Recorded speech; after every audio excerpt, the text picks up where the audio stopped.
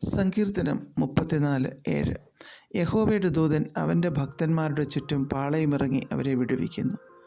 ഈ സങ്കീർത്തനം ദാവീദ് രാജാവിൻ്റെ ജീവിതത്തിലെ വളരെ നിർണായകമായ ഒരു ഘട്ടത്തിൽ വെച്ചെഴുതിയതാണ്. ശൗൽ രാജാവിൻ്റെ കയ്യിൽ നിന്ന് രക്ഷപ്പെടുവാൻ വേണ്ടി ദാവീദ് ഫിലിസ്ത്യരുടെ പട്ടണമായ ഗത്തിൽ അഭയം തേടിയപ്പോഴുണ്ടായ സംഭവങ്ങളാണ് ഇതിനാധാരം.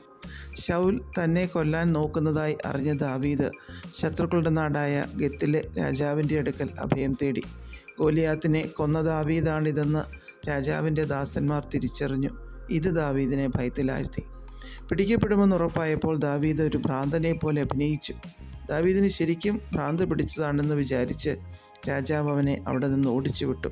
അപ്പോൾ പാടിയൊരു സങ്കീർത്തനമാണിത്.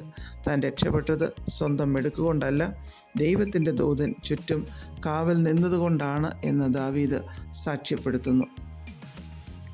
യഹോവയുടെ ദൂതൻ ദൈവസാന്നിധ്യത്തെയോ ദൈവിക സംരക്ഷണത്തെയോ ഒക്കെയാണ് നമുക്ക് കാണിച്ചു നൽകുന്നത്. ദൈവം തൻ്റെ ജനത്തിന് നൽകുന്ന സംരക്ഷണം എത്ര വലുതാണ് എന്ന് നമുക്കിവിടെ കാണുവാൻ സാധിക്കുന്നു. ഒരു സൈന്യം ശത്രുക്കളിൽ നിന്ന് സംരക്ഷിക്കുവാൻ കോട്ടയ്ക്ക് ചുറ്റും കൂടാരമടിക്കുന്നത് പോലെ ദൈവം നമ്മെ എല്ലാ വശങ്ങളിൽ നിന്നും പൊതിഞ്ഞു സൂക്ഷിക്കുന്നു.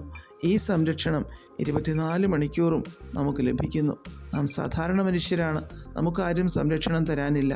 എന്നാൽ നാം ദൈവമക്കളായതുകൊണ്ട് തന്നെ നമുക്ക് വ്യക്തിപരമായി ഒരു സൈനിക സംരക്ഷണം തന്നെ ആപത്ഘട്ടങ്ങളിൽ ലഭിക്കുന്നു എന്ന് പറഞ്ഞാൽ നാം ദൈവിക ദൃഷ്ടിയിൽ എത്ര ശ്രേഷ്ഠന്മാരാണെന്ന് നമുക്ക് മനസ്സിലാക്കുവാൻ സാധിക്കും. മന്ത്രിമാർക്കും അതുപോലെയുള്ളവർക്കുമൊക്കെ സംരക്ഷണത്തിനായി അകമ്പടിക്കാറുകൾ പോകാറുണ്ട്. എന്നാൽ നമുക്ക് ചുറ്റും പാളയമിറങ്ങി ദൂതന്മാർ നമ്മെ സംരക്ഷിക്കുന്നു.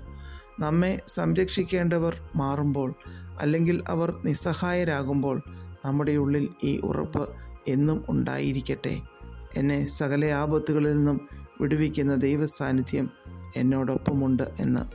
ഒരനർത്ഥവും എനിക്ക് ഭവിക്കുകയില്ല, ഒരു ബാധയും എൻ്റെ കൂടാരത്തിനടുക്കുകയില്ല എന്ന് നമുക്ക് ധൈര്യത്തോടെ പറയാം.